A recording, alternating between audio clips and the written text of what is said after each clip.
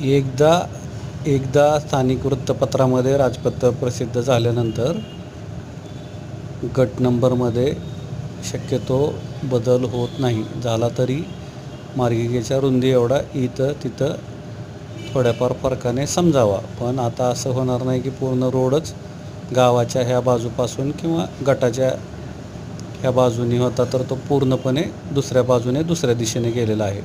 म्हणजेच काय तर एकंदरीत आता रोड त्याच गटांमधून किंवा लगतच्या गटांमधूनच जाणार आहे.